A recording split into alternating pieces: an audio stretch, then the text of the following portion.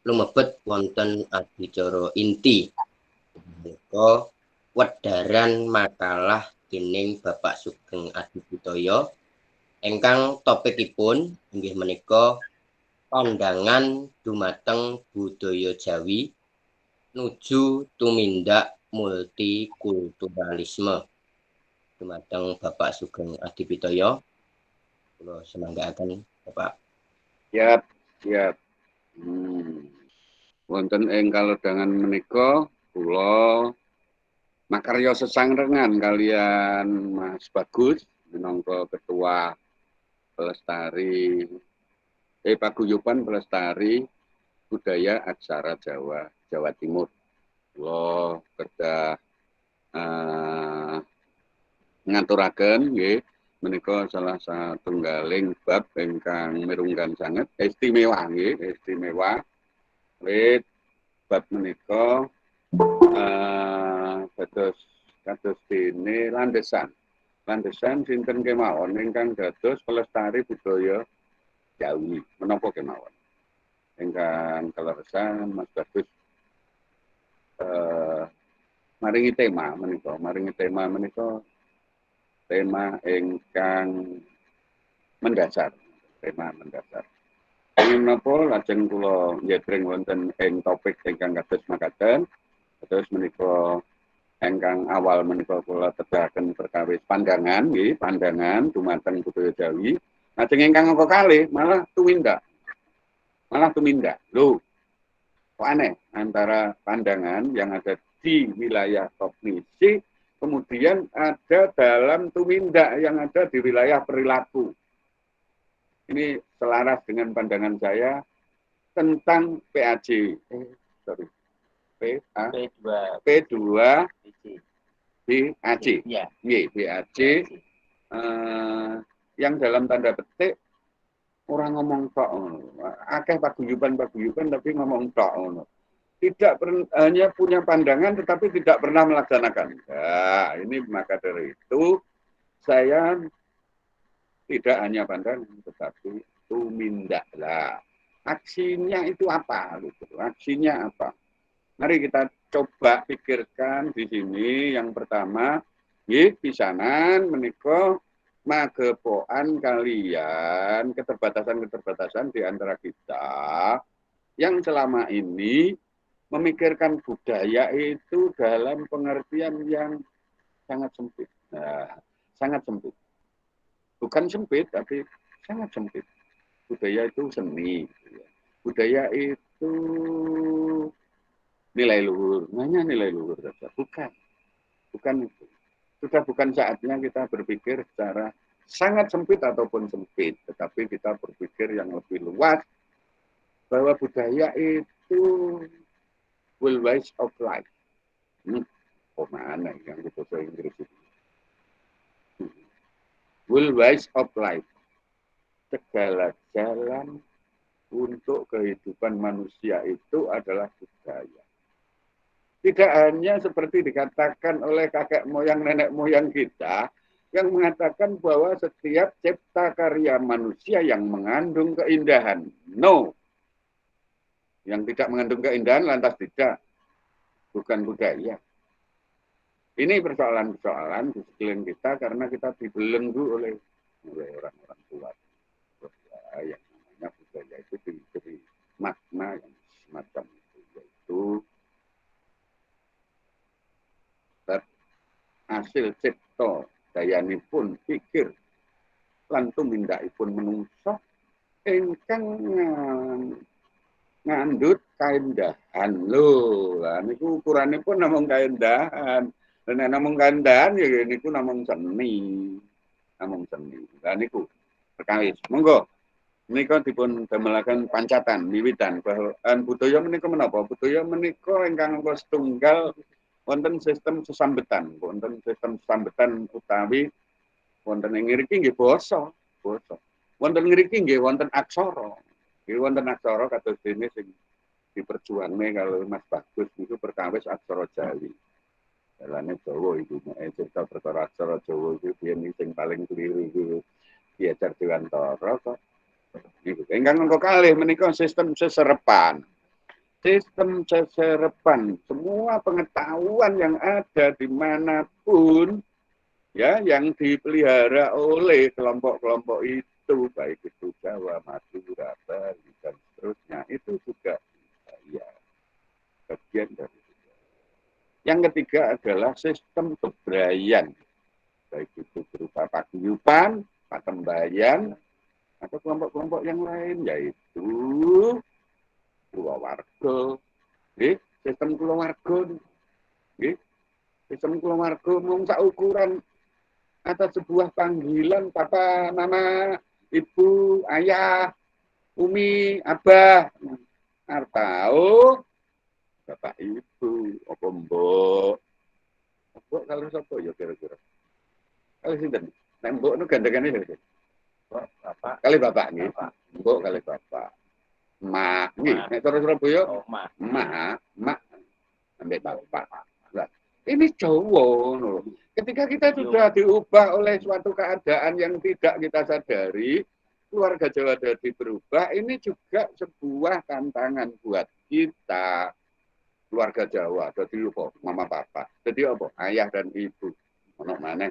Bunda karo ayah, bukan yanda. Nah ini satu contoh aja, contoh yang sangat-sangat di sekeliling kita bahwa sistem bebrayan sebagai budaya Jawa terkikis. Terkikis. Dan mungkin nek ono sing mak ambek bapak ya Mas ya. Mak ambek bapak ngono dianggap kuno, dianggap desa, dianggap katrok dan seterusnya yang semacam itu. Yang berikutnya sistem pangupo jiwo.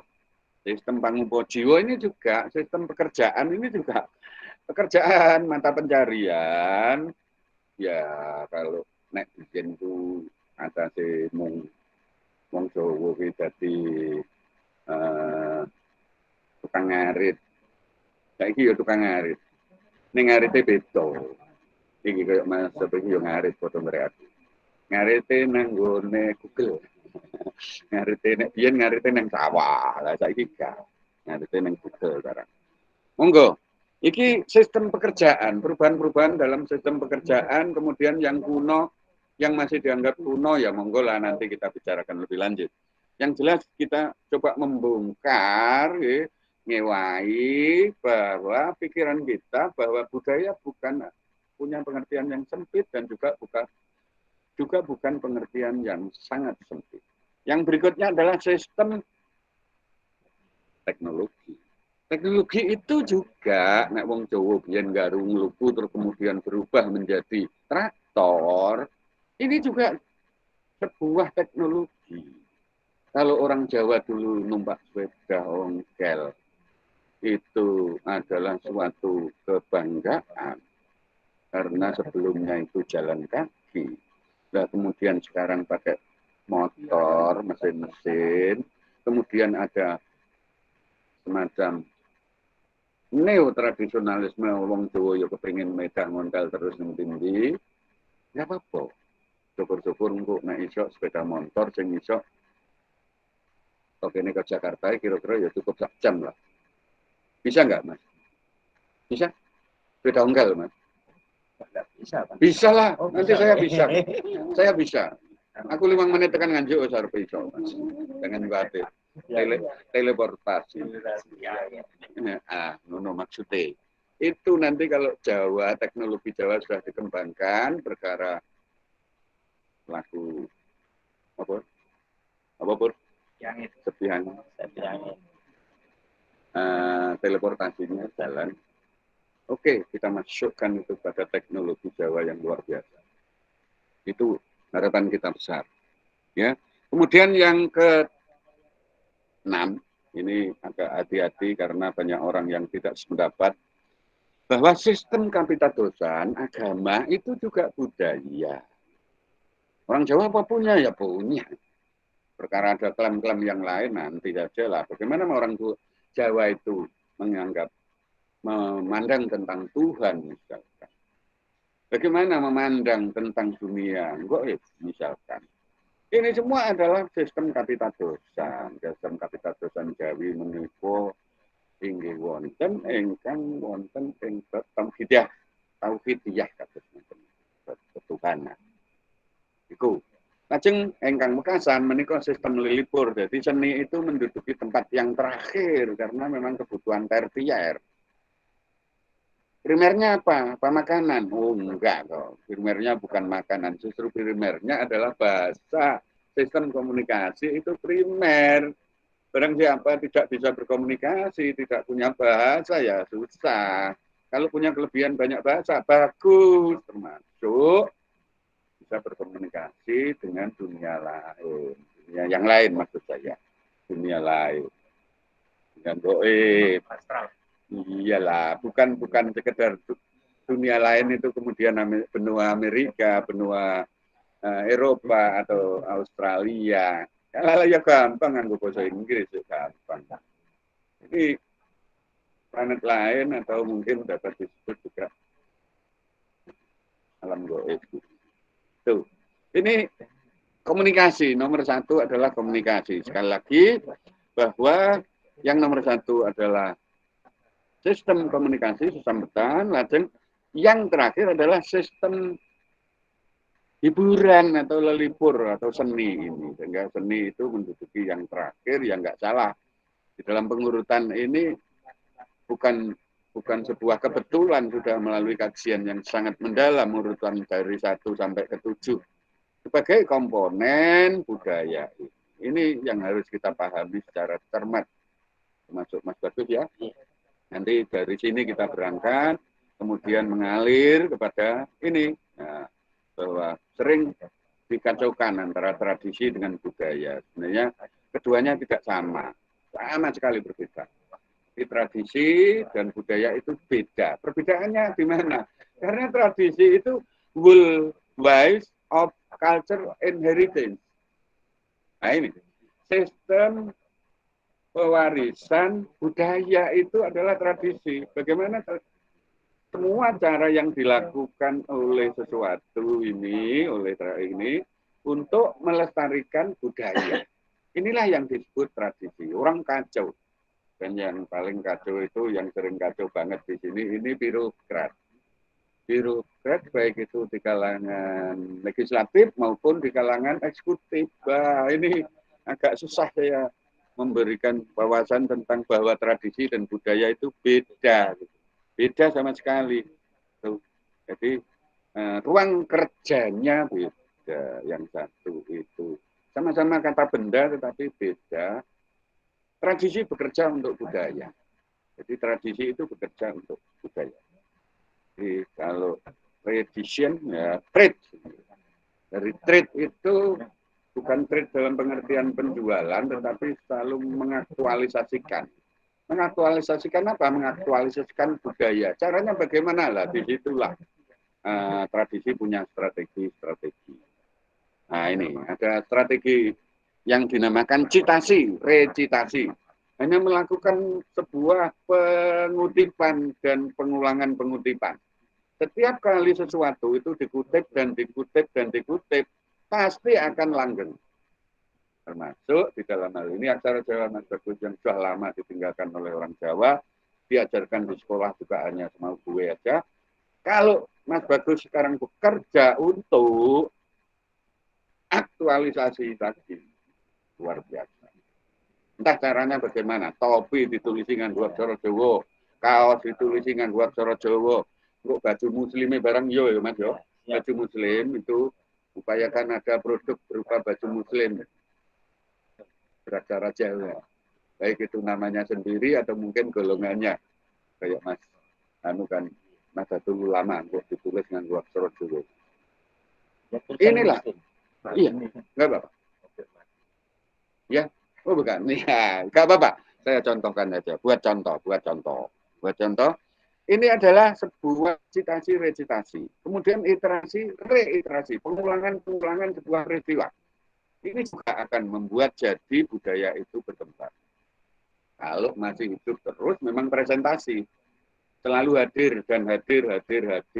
Ya, kalau saja bisa saya contohkan di sini yang masih selalu hadir urusan Jawa itu itu walaupun kehadirannya ya agak kurang ya, agak kurang dari waktu ke waktu, itu adalah tentang komunikasi kita, yaitu bahasa Jawa. Kita masih suka menggunakan bahasa Jawa. Walaupun kemudian wong Surabaya itu lah baper, bosokku kasar, sepurane Pak Sugeng ya. Tidak perlu itu. Kemudian wong Solo apakah lebih halus dirasakan? Sebenarnya bahasa tidak ada ukuran halus dan kasar. Bahkan kalau saya menyebut orang Surabaya itu ekspresif. Ekspresif banget. Orang Surabaya itu ekspresif. Detail banget. Sampai perasaan yang sangat meluap ketika berjumpa dengan kawan. Itu bisa diekspresikan dalam bentuk kata visual. Nggak apa-apa. Jangkrik kan. Saiki kulit ganteng ini. Brewok bisa. Nah, misalkan semacam itu. Ini adalah ekspresi dalam bentuk visual, tetapi bukan berarti itu kasar. Tapi memang ekspresi emotif orang Surabaya yang harus hadir semacam itu. Sekali lagi, ini presentasi. Kemudian yang berikutnya yang tinggal sisa-sisa, ya eksibisi. Nah, saya itu kan ingin toh orang Surabaya itu kalau mantenan ya menggunakan loro pangkon. Tapi memang biayanya mahal. Pakai loro pangkon. Akhirnya orang Surabaya menyerah. Pakai mana? Pakai Coro Solo atau pakai Jogja. Hanya sebuah mantenan. Ketika dulu saya pernah melakukan perhelatan mantenan Coro Loro Pangkon.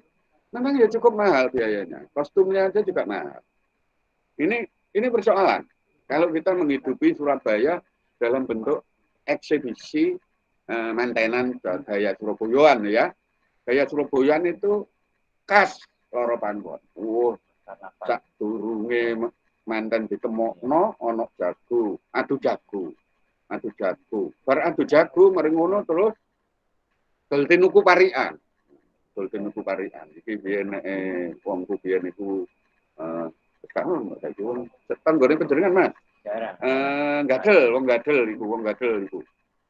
Wis jere winginane gerah.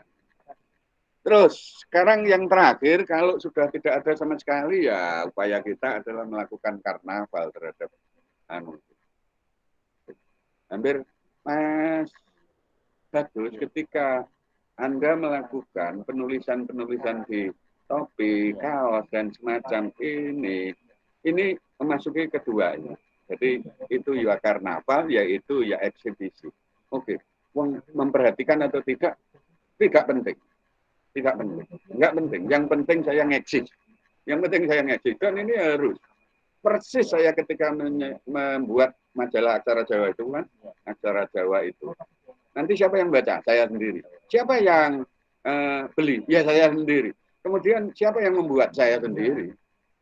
Ya, sekarang sudah menyebar ke Indonesia, hampir semuanya diberi itu berbagai instansi pemerintah, termasuk di semua komisi DPR RI itu sudah diberi majalah itu Mas, majalah sing panjenengan iso buki niku nggih Aji Saka ya. Itu dulu perjuangan yang waduh enggak karo-karoan Mas. Memaksa saya harus dibenci banyak orang. Terpaksa saya dibenci banyak orang, itu enggak apa-apa. Yang penting aku ya aku lah. Agak begitu, agak kasar begitu. Berikutnya kita mulai masuk pada permohonan ini dari Mas Bagus selaku Ketua Paguyuban Pelestari Budaya Aksara Jawa.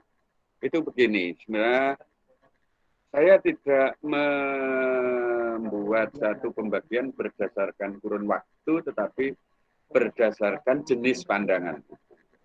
Pandangan terhadap dunia Jawa itu ada tiga hal. Ada tiga pandangan besar.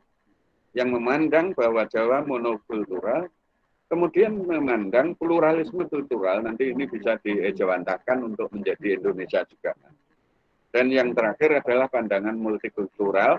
Pandangan multikultural adalah harapan kita semua. Menika pikajengan luhur ingkang kedah kurun boten kurun kita menika nglaksana. Monokultural ini praktek pada zaman Orde Baru dan juga praktek pada masa kolonial. Sama itu. Sama. Mengapa sama di sini? Melihat budaya Jawa itu sebagai sebuah satuan yang kemudian ini menjadi sebuah, kalau zaman kolonial itu menjadi sebuah apa namanya, pemicu untuk divide et impera. Divide et impera. Sehingga memisahkan orang Jawa itu mudah kan. Mengapa? Ya karena budaya Jawa itu sendiri. Inilah yang pada akhirnya menjadi semacam senjata makan tuan. Dan orang Jawa banyak sekali merasa kecewa dengan budaya Jawa sendiri karena memang didikan kolonial. Divide et impera, politik zaman penjajahan itulah yang mengawali budaya Jawa itu makin menyurut. Mengapa surut? Orang Jawa sendiri sudah sebagian dicekoi bahwa kamu harus meninggalkan budaya Jawa. Kamu ikut saya saja. Terlebih lagi sudah ada sebuah hierarki dalam tata sosial pada masa kolonial Belanda. Yang pertama mana? Eropa. Yang kedua mana? Yang ketiga mana? Jadi kelompok Arab menduduki tempat kedua, Cina menduduki tempat ketiga, yang terakhir, yang kelima adalah pribumi. Siapa? Jawa. Supaya orang Jawa kemudian menjadi golongan nomor satu, bagaimana? Akhirnya masuklah orang-orang Jawa meninggalkan kejawaannya, kemudian menjadi sok Londo. Sok Londo, sok Eropa. Inilah awal dari terkikisnya budaya Jawa, bukan oleh siapa-siapa, tetapi juga oleh orang Jawa itu sendiri. Nih, maka dari sini pandangan multikultural yang memandang unitas, kemudian selalu yang ada adalah diskriminasi. Diskriminasi. Kalau diskriminasi lantas wujudnya seperti apa? Karena dianggap manunggal, yang tidak ya dianggap nyebar. Kemudian kelompok yang besar itu dianggap dominan. Kalau dulu yang besar yang mana? Orang Surabaya dianggap kecil di antara orang Jawa. Arek-arek itu sedikit, hanya sampai Jombang. Malang sampai wilayah Lamongan hanya sebagian. Yang dianggap besar yang mana? Kelompok Mataram, sisa-sisa Mataram, sampai dengan batas Kali Berantas. Dan ketika ini menjadi sebuah satuan masing-masing, maka di situ banyak sekali yang bisa dibaku hantamkan oleh Belanda itu. Menjadi sebuah modal untuk pemecahan melalui politik Belanda divide et impera. Ini. Buahnya apa? Seterusnya, ya orang Jawa saling tidak menyapa dengan orang Jawa yang lain. Ada yang sudah masuk agama Kristiani, baik itu Katolik maupun Kristen. Oleh orang Jawa, nggak disapa. Takut nanti dianggap yang bukan golongannya itu lantas tersinggung. Kemudian dia juga nggak menyapa yang orang Jawa. Kelompok yang kedua yang kelas kedua yang golongan Arab, orang Jawa juga mudah sekali masuk ke sana dan menjadi ke Arab-Araban. Dan sampai sekarang juga masih bertengger. Gitu. Ini satu persoalan ketika pandangan monokultural ini menjadi sebuah satuan khusus. Kemudian yang kedua, lah ini baru. Nah, kita sudah mengenali pluralisme kultural itu ya sejak Gus Dur cuap-cuap berulang kali. Sudah catat baik bahwa Gus Dur menjadi bapak pluralisme itu karena dulu pernah hanya satu segmen saja, yaitu membuka hubungan bilateral dengan Cina misalkan. Karena bentuk yang lalu baik itu Orde Lama maupun Orde Baru membuntu hubungan bilateral dengan Cina, kemudian terbuka untuk itu. Gus Dur hanya membuka itu, walaupun banyak. Sebenarnya banyak hal-hal Sehingga Gus Dur mendapat Remon Magsaysai ketika itu karena dipandang sebagai bapak pluralisme. Ini prakteknya seperti apa sih? Prakteknya saling memahami, saling menghargai. Kalau tadi itu saling membiarkan, yang kelompok monokultural saling membiarkan, kono-kono yoben, kene-kene yoben. Kalau ini enggak, saling menghargai dan saling menghormati. Saling memahami dan saling menghormati. Oleh karena itu, disinilah mulai muncul anti diskriminasi, anti dominasi. Terus prinsip yang selalu dipegang adalah koeksistensi. Sana ya eksis, sini ya eksis, itu bagus. Mari kita saling menghargai dan saling menghormati, kemudian harus saling memahami. Ini satu hal yang sangat-sangat kita bersama dambakan di sini. Kita dambakan seperti ini. Tapi masih kurang kalau hanya ini saja karena belum bisa saling mendukung. Kalau sudah saling mendukung lah, ini sebuah harapan besar kita semua Indonesia nanti kalau dari perbedaan-perbedaan yang ada itu saling mendukung, baik itu perbedaan bahasa, perbedaan agama, itu saling mendukung. Jawa juga begitu. Perbedaan Jawa di antara Jawa yang berbeda-beda ini kemudian kita jadikan sebuah keniscayaan bahwa itu adalah anugerah, bahwa itu adalah suatu bawaan yang begitu indah, ya. Kita saling mengerti, kita saling menghargai, dan yang terakhir kita saling mendukung. Ini yang mahal itu adalah pekerjaan yang terakhir adalah saling mendukung. Mas Bagus punya ide untuk menghidupkan kembali aksara Jawa. Ya, sebuah ide ingin menghidupkan kembali aksara Jawa dalam keseharian. Menulis menggunakan aksara Jawa. Ya, apakah ini tidak perlu kita dukung? Dalam konteks multikultural, hal semacam ini wajib kita hormati, kita pahami, dan juga kita dukung. Sami nyengkuyung, inilah yang menjadi sebuah keharusan dan keniscayaan kita hidup di masa ini. Kalaupun yang lalu-lalu, tadi saya sebutkan bahwa berbudaya Jawa itu adalah sebutan atau predikat kuno, desit, deso, katrok, dan semacamnya. Ayo sekarang kita berubah pandangan, kita memahami orang-orang semacam itu, kemudian kita membantunya untuk hidup, gitu loh. Inilah yang saya camkan betul secara pribadi, karena saya juga sebagai pekerja multikulturalisme. Disinilah gerakan multikultural saya kembangkan dalam konteks budaya Jawa, termasuk dalam konteks keberaksaraan Jawa. Inilah. Jadi dengan prinsip pro-eksistensi, bukan koeksistensi, tapi pro sudah mendukung, ya, mendukung aksara Jawa.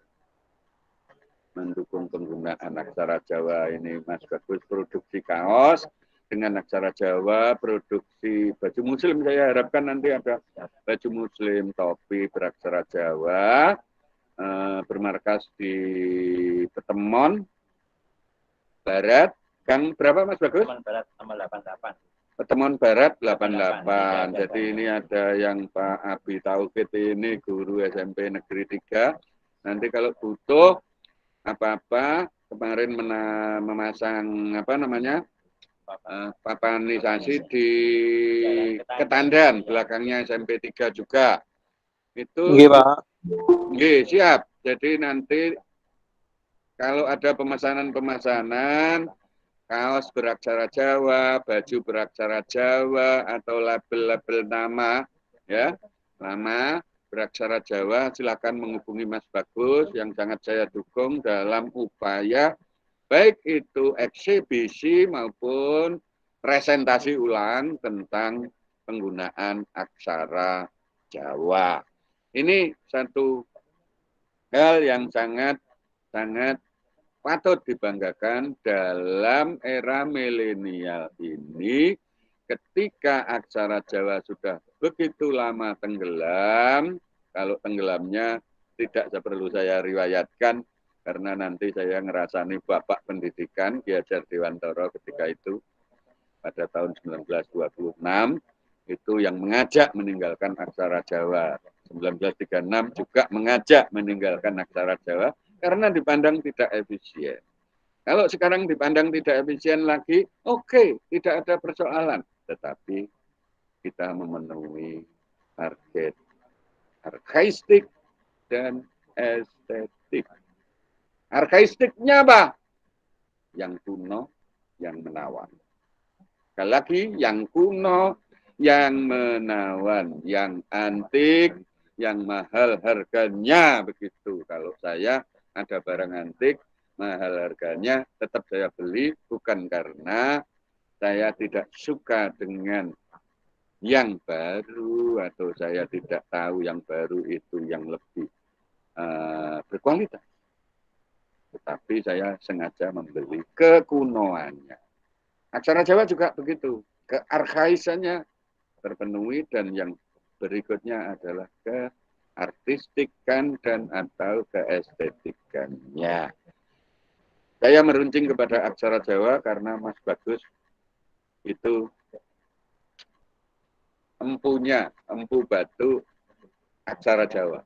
Jadi nanti kalau ada buatan prasasti batu pakai aksara Jawa, itu buatan Mas Bagus. Itu. Secara khusus, kalau aksara Jawa semacam itu, secara luas budaya Jawa tadi, sekali lagi saya tetap akan menggerakkan semua pandangan ke arah yang terakhir ini, yaitu multikulturalisme. Mari kita sami-sami mangertosi, kaping kalih sami-sami ngregeni, ingkang angka 3 sami-sami nyengkuyung kalebet wonten ing ingkang mirunggan sanget wonten ing bebrayan inggih menika bab kapitadosan. Menawi kepengker kula mireng kabar nggih nuwun sewu wonten kelompok-kelompok Islam ingkang gruduk wonten kapitadosan Jawi niku miturut kula wajib dikatakan tumindak ingkang terkutuk. Nggih, terkutuk. Tapi menawi kepengin mangertos ingkang saestunipun kelompok Jawi menika ilmu sejati, lajeng ingkang kelompok menapa menika Islamipun menika kelompok Islam ingkang garis-garis Salawi menika menapa persisipun wonten pundi, wonten Nganjuk nggih wonten Pasuruan nggih makaten. Tumindak ingkang kados makaten pisan malih mugi Gusti Allah mengke enggal nglurusaken pandanganipun, enggal nglurusaken tumindakipun. Menawi pendekatan perseorangan sampun kula lampahi menika dados kelompok-kelompok ingkang napa menika nindes nggih. Nindes wonten kapitadosan Jawi ingkang kados makaten menika sampun kula tindakaken wontenipun mediasi supados sageta sami-sami rukun amargi keyakinan menika leres kangge ingkang nyakini. Kedah sami mangertosi, kedah sami ngergeni, lan kedah sami nyengkuyung. Contoh ingkang sampun wonten kados dene wonten bangsa wonten menganti menika menawi Natalan panitianipun biyanten-biyanten Islam, menawi wekdal Saraswati menika ingkang Hindu menika panitianipun ingkang Katolik kalian Kristen. Persis wonten ing tatah menika Majawarna Jombang menika ingkang menika sampun wiwit jaman Walandi sedaya sampun wonten ingkang setunggal desa nanging maneka warna kapitadosan lah. saged. Indonesia nggih saged kados makaten, nggih. Indonesia nggih saged makaten. Jawi ingkang gadhahi kepetrisasan ingkang werna-werni wonten kelompok ilmu sejati menika wonten Budi Luhur, wonten Sadu Putih, wonten Kelang Lalu lan sanes-sanesipun kalebet ugi wonten Surabaya ingkang eksis ugi kali putu Mas. Sabta Dharma nggih, Sabta Dharma menika monggo sedaya menika mujudaken Jawi ingkang saestu. Monggo sami dipun sengkuyung. Makaten ingkang saged kula aturaken kangge ngawali diskusi menika, dados kangge paheman agung wonten dalu menika, kangge sarasehan wonten dalu menika, menika namung napa nggih? Kangge peluru-peluru kemawon mengke saged kita kembangaken menika taksih perkawis ingkang ageng sanget ngingingi pandangan bab budaya Jawi ingkang sampun kula langsaraken mboten namung pandangan nanging nggih wonten sikap lajeng wonten tumindak nggih. Tidak sekedar sebuah pandangan tetapi sikap dan perbuatan yang harus kita lakukan untuk saling menghidupi. Matur nuwun kawigatosanipun kula ambalaken Mas Sahril. Inggih Pak, matur nembah nuwun kula aturaken dumateng Bapak Sugeng Adipitoyo. Pandaranipun menika rinci sanget. Monggo dadi serius iki nggih. Siap. Kita kanan saking mriku mawon sampun mireng Mas nggih. Ya, masalah pun kotaken pinakenan menawi wonten ingkang badhe nyuwun pirsa kawula sumanggaaken. Kedah wonten. Nggih, Pak Sugeng. Kedah wonten. Monggo. Mau Mas Krisna, mau ditanyakan?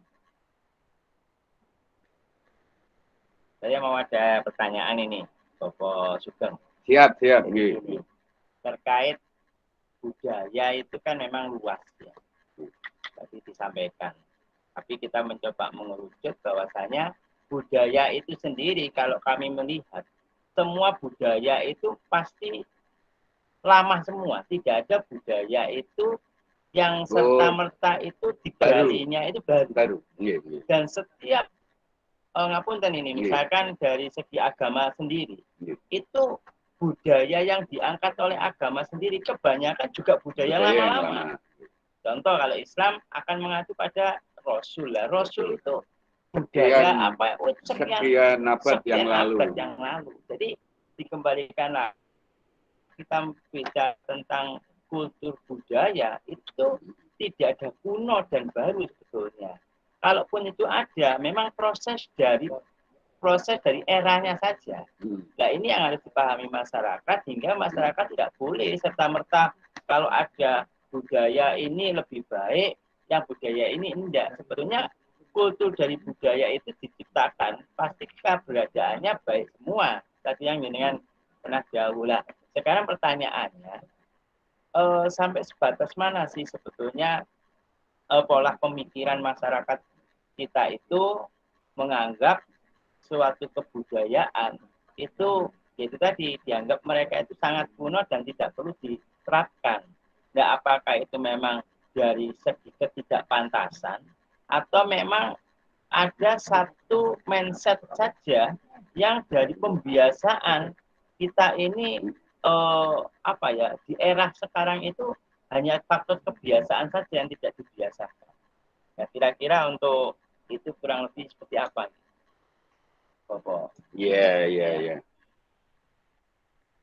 Mas Sahril ditumpuk dhisik apa langsung niku? Langsung kemawon, Pak. Langsung. Wah, iki. Ya, jadi Mas Bagus, konsep budaya memang serasa hanya yang kuno-kuno saja. Ini satu persoalan sebenarnya. Sehingga dalam kajian budaya sekarang itu sudah ada urban society Culture Urban Society. Jadi ada kajian budaya masyarakat kota, Pak Mas. Kajian budaya masyarakat kota. Contoh aja ini, contoh. Terus apa? Shopping. Shopping sudah membudaya. Shopping, ibu-ibu budal nanggone mall. Itu juga budaya. Itu juga budaya. Ketika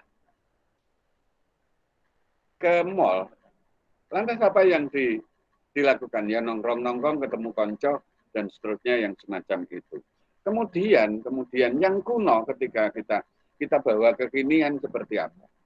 Kita itu ketika membuat jadi budaya yang lalu ke sini, kemudian budaya yang lama atau ditinggalkan, kita itu nggak punya konsep, itu saja persoalannya Mas Bagus. Sehingga yang namanya seperti Australia aja ya, kalau Australia yang jelas-jelas membawa satu prinsip neo-tradisionalisme. Sehingga budaya lama dibawa ke sini, dibawa ke kekinian, kemudian di sini itu dikemas menjadi sebuah yang baru. Apakah kita juga semacam ini?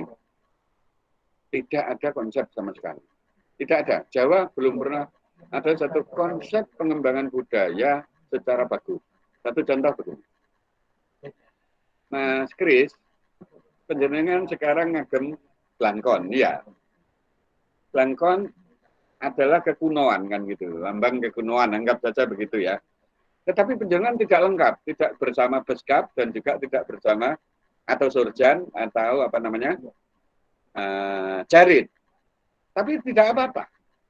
Ketika membawa Blangkon ke sini, tapi orang lain menertawakan, Mas. Persis saya juga mengalami hal yang semacam itu, ditertawakan. Karena apa? Karena orang Jawa sekarang sudah banyak yang meninggalkan ikon-ikon Jawanya semacam Blangkon misalkan, Surjan misalkan, atau Beskap Jawa Timuran Mas, Surabayaan. Beskap itu Surabaya itu lebih elegan Mas sebenarnya, jauh lebih bagus daripada Beskapnya orang Jogja. Dan kalau melihat motif bahannya, putrol, larang Mas, temenan. Aku yang duwe, neng yo maksa duwe Mas. Ya apa regane bahannya larang ada semacam itu. Ini satu persoalan ketika kita membawa sesuatu yang lama itu ke kekinian. Kemudian, tapi jangan khawatir, kita punya kesempatan, Mas. Kita punya kesempatan untuk menjadi siapa. Kita membawa yang lama ke sini secara utuh, atau kita membawa yang lama ke sini kemudian kita modifikasi seperti Mas Kris, atau kita meninggalkan yang lama sebagai sebuah ikon, tetapi yang namanya pikirannya masih. Artinya kita mencipta yang baru, kemudian kita hadirkan pada saat ini yang menjadi ikon Jawa sekarang. Loh kalau begitu baru sama sekali? Enggak. Masih bersumber kepada yang lama. Contoh, Mas, kita bikin Blangkon, ya, Blangkon, yang gaya kekinian. Tetap namanya Blangkon. Lantas bagaimana? Nek Blangkon ngayuk Yogyakarta, iku mondolan. Nek Blangkon gaya Surakarta, iku trepesan. Ayo nggawe liya. Yo gak trepesan, yo gak mondolan. Lah terus piye? Cewehan. Arek-arek gawe gimana?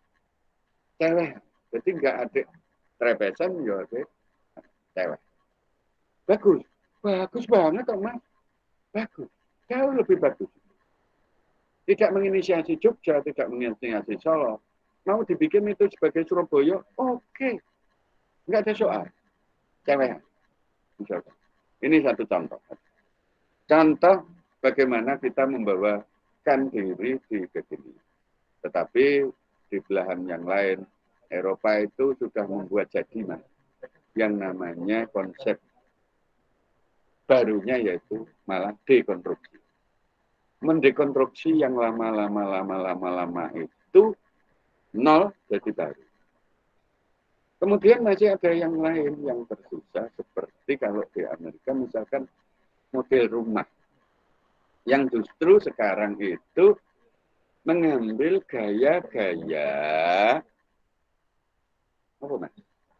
Eksklusif apa enake ngene ya, kaya nggonku ngene iki kira-kira dadi contone ya. Dadi contone. Ngene iki apa jawani, sakjane yo gak, omah ngene iki yo ora jawani. Ekspos wis pokoke apa enake ngono ya tak templek ning ngono botok ya gak tak tutupi apa-apa. Ning kono gedhek ya tak tutup mung gedhek tok ya ora tak cat apa-apa kan semacam itu. Gaya apa adanya gitu. Dan ini menjadi gaya pengembangan budaya di Amerika, gayanya semacam itu. Gaya apa adanya. Ini satu pola, sekali lagi pola. Maka dari itu ketika hari ini kita itu membawa sesuatu tinggalan lawas ya Mas ya, seperti aksara Jawa ke sini, kemudian di sini kita dianggap seperti dulu lagi bahwa kita dulu sudah memperoleh penjelasan dari yang namanya Bapak pendidikan kita yaitu Ki Hajar Dewantara bahwa aksara Jawa itu tidak efisien, maka tinggalkan saja, ganti saja dengan aksara Latin. Ini waduh kampanyenya luar biasa sampai dianggap yang namanya si Ki Hajar Dewantara ini anak muda yang kurang ajar banget. Husin Jayadiningrat, Profesor Husin menganggap semacam itu. Supomo menganggap semacam itu. Dianggap anak kurang ajar. Setelah menjadi menteri, menjadi orang pertama, menteri pertama di Menteri Pendidikan, loh, diajarkan bahasa Jawa secara nasional. Kemudian juga diajarkan aksara Jawa. Sehingga ada perilaku ambivalen antara yang namanya siapa namanya? Ki Hajar Dewantara lalu dengan Ki Hajar Dewantara setelah dewasa. Saya menjadi agak curiga sebenarnya. Setiap orang menjelang dewasa atau sudah tua, itu menggandrungi budayanya sendiri. Kan cek nom kaya senengane lagu rock. Nek lagune kuwi ya rada sing tapi kalau sudah tua mesti langgam, keroncong dan macamnya. Apakah ini adalah naluri psikologis? Mungkin, tapi penelitian belum ada yang melihat yang semacam itu. Tapi jelas macam bahasa itu ada indikasi yang semacam itu. Ini sekali lagi ketika kita memahami budaya dalam konteks kini, lalu, dan yang akan datang, maka sekali lagi saya selalu hadir dalam sebuah gerakan yang satu ini tadi yaitu multikulturalisme. Saya akan senantiasa menjaga siapa saja yang beraktivitas di ruang-ruang budaya itu, ya, sekali lagi ruang budaya apa saja, aksara Jawa kah, berbahasa Jawa kah, pada wilayah berkesenian Jawa, berkeyakinan Jawa ya, berkeyakinan Jawa atau juga punya hal yang lain yaitu pekerjaan Jawa, maka akan senantiasa saya dukung, kula sengguyung nggih, supados tetap lumampah kanthi sae. Nika Mas, nggih. Nggih, monggo mengke menawi jangkep nggih jangkep dipun jangkepi dalu-dalu kemawon. Ya. Kula ambalaken Mas Eril. Sugeng dalu Pak, sugeng nika pitakonan kangge Pak Sugeng. Saking apa sampun panjenengan dawuhaken menawi perspektif nika menawi Nggih. sansaya kathah semakin banyak ngoten perspektif babagan teknis pun kangge aksara Jawi saking teknis nika kathah ingkang nganggep menawi angel luwih angel ngoten menapa wonten kemungkinan ngoten Pak menawi aksara Jawi menika saged dipun dekonstruksi dipun ewahi napa dipun revisi supados saking segi teknis menika mboten angel malih niku lho. Tasik kuatah sanget menawi nganggep tata caranipun penulisan aksara Jawi menika tasik wangel ngaten. Makaten. Matur nuwun. Langsung sing mangsuli Mas Bagus dhisik gak apa-apa. Monggo. Jadi sebetulnya kalau kami sebetulnya juga sama. Pada waktu kami mengangkat aksara Jawa itu, jujur saya sendiri itu 0, tidak bisa. Tapi setelah kami beranjak dengan melakukan langsung, itu sebetulnya antara susah dan tidak itu ya tergantung dari kebiasaan kita. Jadi apakah huruf A, B, C, D itu dikatakan mudah?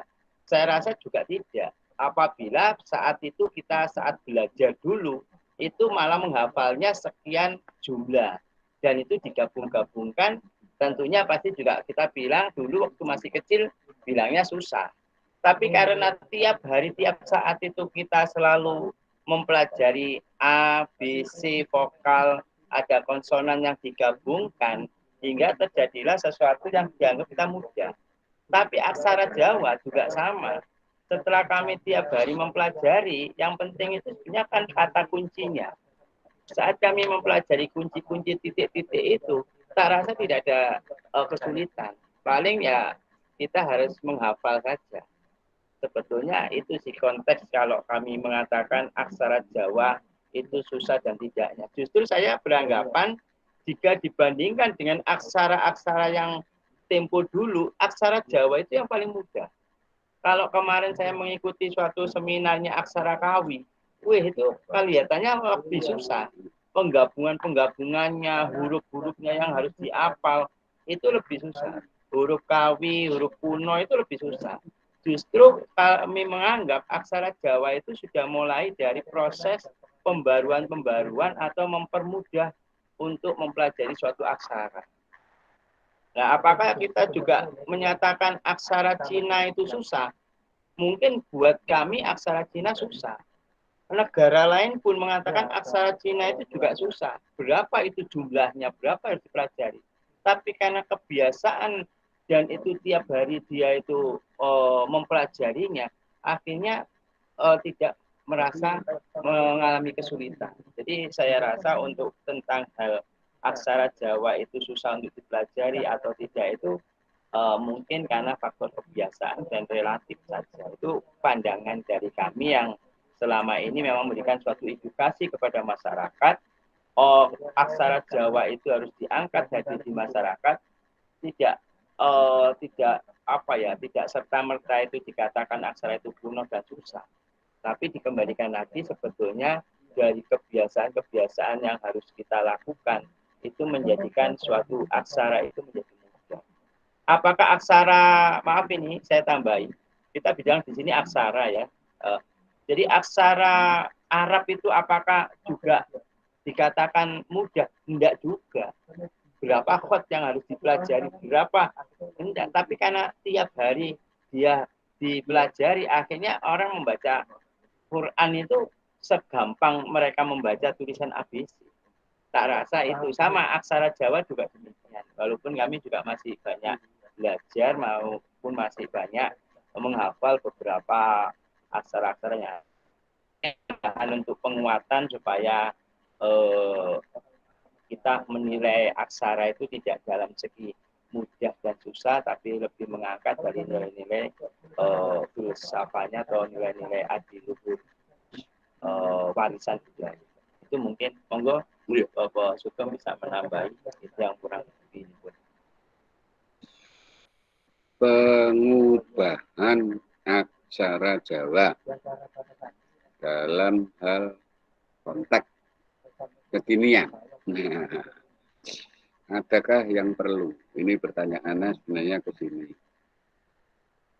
Kalau ada yang kurang, ditambah. Tetapi sekali lagi yang sudah mapan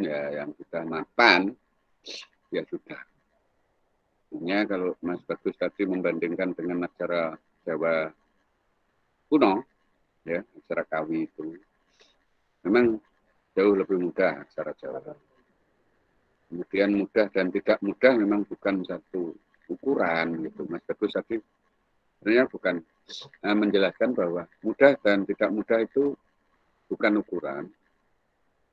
Yang menjadi ukuran adalah pembiasaan. ngulinakake nganggo. Kalau masalah perubahan misalkan X belum ada karena dulu rekan itu hanya diperuntukkan untuk penulisan bahasa Jawa yang berasal dari Arab, sehingga KH, Pak, ya, F ada, tapi V ada enggak ada.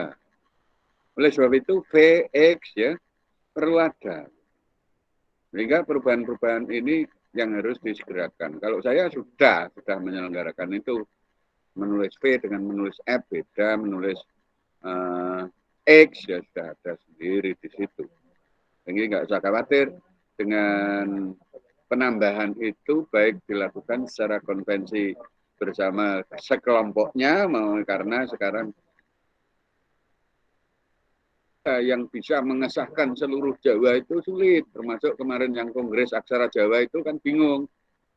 Sudah membuat putusan tapi yang mengesahkan siapa? Legitimasi penggunaannya seperti apa? Itu mahasiswa pasca sarjana UGM yang dipaksa untuk menyelenggarakan acara itu, saya agak rumit itu. Kemudian yang melegitimasi Profesor Marsono yang tidak tahu persoalannya, malah ruwet, malah tutulan buku liyo, ruwet tak? Itu yang saya kritisi kemarin dengan di KAJ, Kongres Aksara Jawa. Iya, praktisi bukan. Nggak bisa sekedar memamerkan guru besar yang nggak bermutu, nggak berkualifikasi di bidang itu kan ya nggak bisa. Ya, seharusnya ya ada itu orang yang berkompeten terhadap itu. Itu kesalahannya mahasiswa pasca sarjana UGM kemarin itu menyelenggarakan Kongres Aksara Jawa. Kenapa nggak mengambil Romo itu aja, yang paham betul urusan itu. Hingga kalau yang kemarin ada yang ikut Kongres Aksara Jawa lah, sebagai contoh semacam itu. Lebih baik kita bikin konvensi di antara kita saja, nggak apa-apa. Tambah E, tambah P misalkan. Harus tambahkan. Yang sudah ada yang lalu, konvensi yang lama sudah tetap saja kita gunakan. Masalahnya lah mengulinakake. Oke, ayo nggawe kaos nganggo aksara Jawa, ayo nggawe topi nganggo aksara tulisan aksara Jawa, ayo nggawe baju muslim aksara Jawa. Tapi nggih, matur nuwun menika dados pisan malih urusanipun menawi saking Mas Bagus kalau wau ngulinakaken, menawi saking kula badhe ngewahi nggih ingkang sak perlunipun ingkang lami mboten bisa kene. Penyederhanaan. Oh, jangan. Yang sederhana belum tentu tepat. Kalau di situ membutuhkan ketepatan. Kalau memang belum ada lah, itu yang mari kita adakan. Cekap, Mas Syahril. Nggih, matur nuwun Pak Bagus kalian Bapak Sugeng. Menawi wonten ingkang badhe nyuwun. Ayo tambah begini. Monggo. Mas Kris, siap. Sebetulnya sih kalau saya menganalisa justru fungsi budaya di masyarakat itu sangat-sangat banyak. Salah satunya itu tadi, dengan adanya budaya itu masyarakat itu harusnya malah bisa merubah pola pikir, pola rasa maupun apapun itu yang kemarin biasa menjadi luar biasa, yang kurang baik menjadi baik. Karena penciptaan dari suatu budaya itu memang diperuntukkan seperti itu. Memang ada tadi Bobo Sugeng juga mengatakan apakah budaya itu yang baik-baik aja, tidak serta-merta seperti itu juga. Ada budaya-budaya yang buruk itu yang juga mengalir ke masyarakat. Contoh HP aja sekarang kalau menjadi tren budaya yang akhirnya analisanya itu menjadi sesuatu yang buruk, itu menjadi tren budaya yang buruk saya bilang. Jadi budaya itu akan mengikuti suatu eranya dan dia akan hadir di masyarakat, itu sangat-sangat berpengaruh. Tapi ya tinggal menilai sampai sejauh mana masyarakat itu sendiri dengan kehadiran setiap budaya-budaya yang ada itu menjadi suatu hal yang dapat merubah di dalam dirinya masing-masing. Jadi dikembalikan lagi sebetulnya sampai sejauh mana budaya itu hadir di masyarakat. Saya rasa ya sangat berperan sekali, baik itu merubah mindset, merubah pola hidup, merubah pola pikir maupun merubah dari setiap sikap dan pola laku kita itu sendiri. Makanya itu sebetulnya tugas daripada budayawan, tugas daripada pakar-pakar ini untuk menyampaikan mulai dari guru-guru, mulai dari masyarakat, mulai dari khusus pemahaman kebudayaan atau budaya itu sebisanya disikapi dengan bijak. Tidak bisa serta-merta budaya A ini lebih baik, budaya A ini lebih buruk, tidak bisa menyikapi seperti itu. Tapi budaya itu sebetulnya multikultur tadi kami sampaikan. Budaya itu sangat-sangat luas jika dipahami, hingga kembali lagi sejauh mana budaya itu disampaikan mulai dari sedini mungkin, baik itu maupun anak-anak, pemuda, sampai bahkan orang dewasa, bahkan orang tua sendiri itu terkadang perlu dikasih yang namanya terapi budaya ini. Karena banyak orang-orang sepuh sendiri itu budayanya mulai bergeser.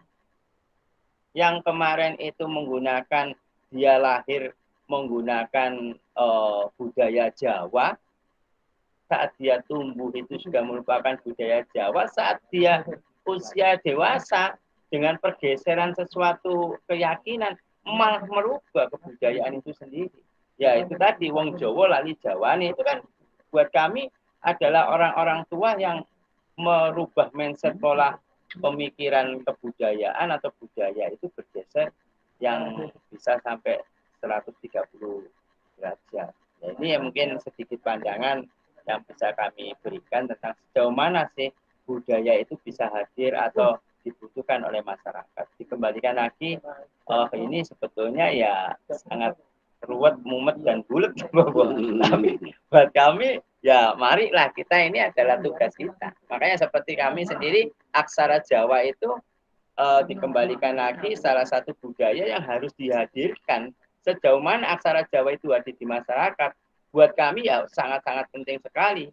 Bukan hanya nilai filsafahnya saja yang dihadirkan, tetapi sebetulnya aksara Jawa itu bisa dipahami dari dua konsep. Satu tentang kulturnya sendiri, yang kedua adalah intelektualnya. Kami selalu hadir di masyarakat, tidak memberikan suatu pola pemikiran yang jadul, bahwasanya budaya yang dulu itu yang tidak baik atau yang jadul atau kuno, tapi tidak seperti itu. Justru kami sekarang menyampaikan kepada masyarakat, aksara Jawa itu keren. Makanya branding kita, wong Jawa ojo lali Jawane, aksara Jawa itu keren. Keren dari mana?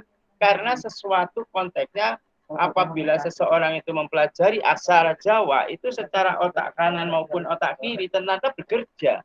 Ketimbang kita mempelajari aksara Yunani, misalkan A, B, C, D itu bukan aksara dari kita, itu aksara dari Yunani atau dari luar sana. Itu tak rasa ya biasa saja, tidak membutuhkan otak kanan, otak kiri yang terlalu dalam. Tapi kalau kita mempelajari aksara Jawa, itu sebetulnya sangat dalam sekali. Bisa merubah mindset seseorang. Aksara Jawa itu apabila dipelajari, orang itu cenderung akhirnya menggunakan rasa. Saat seseorang menggunakan rasa, dia akan mengolah yang namanya indera keenamnya, dia akan menggunakan daya kemampuan otak kanan, otak kiri, hingga sebetulnya orang yang mempelajari aksara Jawa itu orang-orang yang lebih bijak, orang-orang yang punya intelektual dan dedikasi yang tinggi. Itu kemarin sedikit kami menganalisa. Cuma memang karena dianggap sesuatu yang sesuatu yang kemungkinan paradigma itu yang bergeser atau memang sengaja ditenggelamkan, itu yang akhirnya menjadi suatu perubahan. Makanya memang ada benarnya orang sekarang itu tinjole enake tok atau cari kemudahan saja. Tapi saat kita mencari kemudahan, kita lupa kalau ternyata kita itu akan melemahkan diri kita sendiri. Tapi saat kita dipacu menggunakan sesuatu yang lebih maksimal, sebetulnya akan mengolah tentang kinerja daripada kemampuan kecerdasan kita itu. Nah, ini kurang lebih Mas Krisna yang berhubungan sampai sejauh mana sebetulnya kebudayaan itu harus di masyarakat. Ya kalau menurut kami Bopo, yaitu tergantung dari mindset apa yang akan kita bangun di sana. Ya. Boleh tanya Bopo? Masih. Oh, gitu. Masih melanjut. Monggo ini mau dilanjutkan. Iya, jadi analisis Mas bagus mengenai kerja otak tentang aksara Jawa tadi menjadi sesuatu banget tentang fungsi budaya di masyarakat. Fungsi budaya, karena yang dituju oleh Mas Kris tadi adalah fungsi budaya. Itu salah satu contohnya adalah memang tentang yang namanya aksara Jawa. Kalau secara keseluruhan, setiap budaya itu fungsional, Mas. Setiap budaya itu fungsional. Tidak ada yang tidak fungsional. Bahkan orang menganggap sesuatu yang negatif yang ada di tanah Jawa. Misalkan, saya contohkan, yang namanya gendam, yang namanya santet, tenung, dan jengges. Ini ilmunya orang Jawa yang luar biasa. Jadi saya awali dari yang namanya yaitu gendam. Fungsional enggak? Fungsional.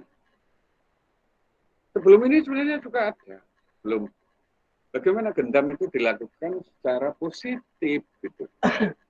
Perkaranya kalau dipergunakan untuk negatif. Apakah orang-orang di sekitar kita ada yang menggunakan? Ada. Tukang copet dan semacamnya. Ada mengurasi itu. Waktu rame-rame sebelum Ageblok itu, rame. Tukang gendam, kanggo nyopet itu luar biasa. Kedua, santet digunakan. Dalam rangka apa? Dalam rangka harmoni sosial. Wong iku gak kena tak elekno. Katel apa maneh? Ini wong Lamongan. Buka kira-kira ini kok ono merek Lamongan tadi. Jadi ono santet barangnya aku ya untuk guyu loh Mas. Dia niku santet di merek Banyuwangi, gitu. Terus paling ya Tulung Agung, terus dari Ponorogo. Lalu saya kira aku ono tukang santet nang Lamongan. Ini kan aneh sampai saya cari tahu sampai dalam ya, karena nama dan identitasnya sudah saya tangkap. Gak apa-apa. Ternyata fungsional. Yang negatif sekalipun. Yang negatif. Sekali lagi, yang negatif saya contohkan.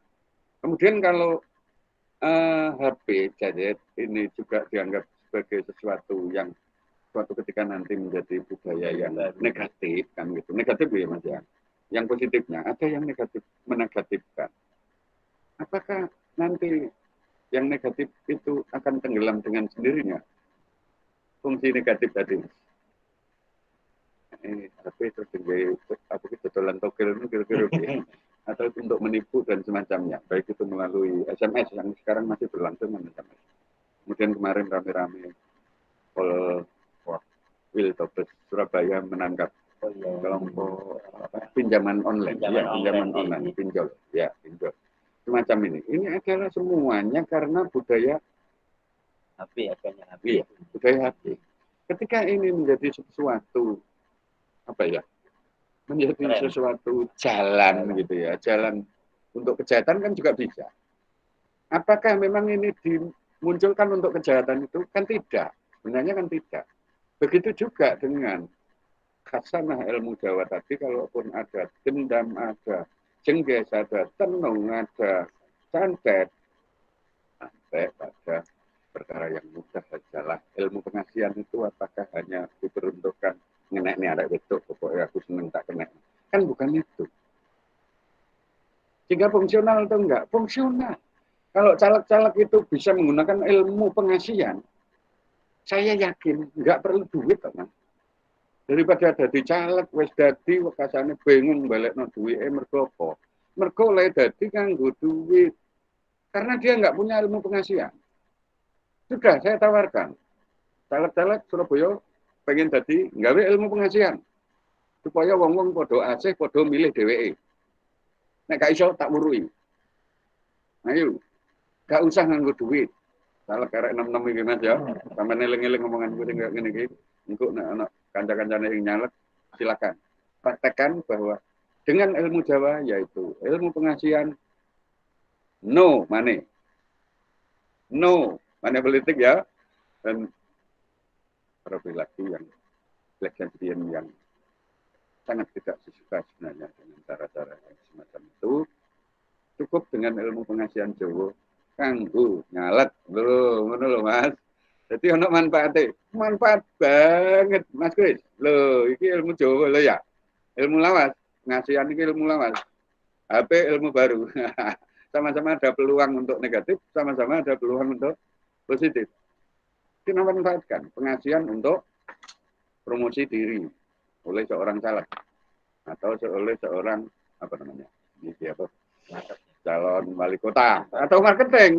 Marketing banget Mas iki. Nek marketing waduh ini perlu banget iki. Iki pengasihan itu sip. Tenan Mas. Nah, penjenengan bekerja di wilayah marketing tidak cukup dengan mindset apa namanya? Promosi penjualan itu ditata dengan bagus. Tapi sekali lagi pengasihan terus. Karena asih itu sumber segala-galanya. Sumber segala-galanya. Asih mering sasomo. Sasomo itu ya bisa macam-macam. Bukan hanya manusia dengan manusia, tetapi manusia dengan binatang juga, tumbuhan juga, makhluk halus juga. Dan yang paling penting adalah bersama. Ya tanah, ya udara, ya. Ini semua anasir dan juga makhluk di sekitar kita yang harus kita asihi. Ini perkara asih mering prasomo, konsep Jawa, budaya Jawa yang bisa kita sebarluaskan untuk menjadi semacam prinsip kehidupan yang betul-betul harmoni. Harmoni dengan alam, harmoni dengan makhluk halus. Saya tidak membilang makhluk halus itu apa saja. Ini yang paling penting, kita kadang-kadang hanya menjaga harmoni dengan manusia. Dengan alam, lupa. Dan seterusnya, dan seterusnya. Dengan binatang, dengan tumbuhan, lupa. Misalkan semacam ini. Sekedar saya mengingatkan saja. Disinilah fungsi-fungsi budaya, Mas. Sekali lagi, fungsi ini tadi fungsional, bisa disfungsional dalam pengertian negatif. Dibuat negatif, monggo. Sebenarnya tidak ada larangan. Kepengen nyandat wong sak karepe dhewe ya monggo. Kepengen nendang wong, menggendam wong, dan seterusnya. Tapi sekali lagi itu juga budaya Jawa. Tidak usah dipungkiri bahwa orang Jawa punya santet, orang Jawa punya tenung, orang Jawa punya pengasihan, orang Jawa punya gendam, dan seterusnya yang semacam itu.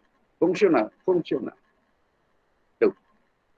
Sekali lagi kalau saya menawarkan kepada para sales dan juga orang-orang yang promosi diri, baik itu caleg, calon wali kota, calon bupati, dan semacamnya, kalau dibarengi dengan pengasihan, oke, duitnya minggir, gak ganggu duit. Kira-kira begitu, Mas Kris, bagus sekali fungsi budaya di masyarakat. Sip, gimana? Mas Arif, dengar? Selantannya Mas. Benar. Mas Damang, ya. Tangkap itu berarti budaya itu bagaikan pelatih, tergantung siapa yang memegang. Gitu ya? Pemanfaatannya. Coba gini, ada suatu fenomena kebingungan antara budaya, adat, dan agama. Ini gimana dalam penerapan hidupnya? Hidup kita sebagai manusia ketika komponen ini. Mas Bagus menjawab. Malah saya itu kemarin mau menyampaikan ada 4 malah ketambahan. Sebetulnya apa yang membedakan antara tradisi, adat, budaya, dan agama. Nah, ini karena konteksnya, kalau pemahaman kami tadi dari Bopo Sugeng menyampaikan materi, ternyata berbeda-beda. Tradisi itu sendiri, adat itu sendiri, budaya itu sendiri, agama sendiri, mungkin seperti itu. Agama bagian dari budaya. Bahkan agama ini bagian dari budaya. Nah, tapi kami pernah menyimpulkan, ngapun ini hanya pandangan kami sepihak saja bisa jadi. Justru kehadiran budaya itu sebetulnya dari sebuah adat, sehingga menimbulkan suatu budaya. Nah, adat ini sendiri hadir itu karena adanya tradisi. Nah, tradisi ini hadir karena kebiasaan.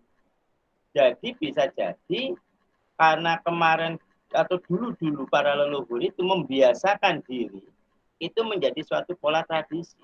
Saya kasih contoh misalkan, oh iki kudune bocah iki ya apa lek ditingkepi misalkan.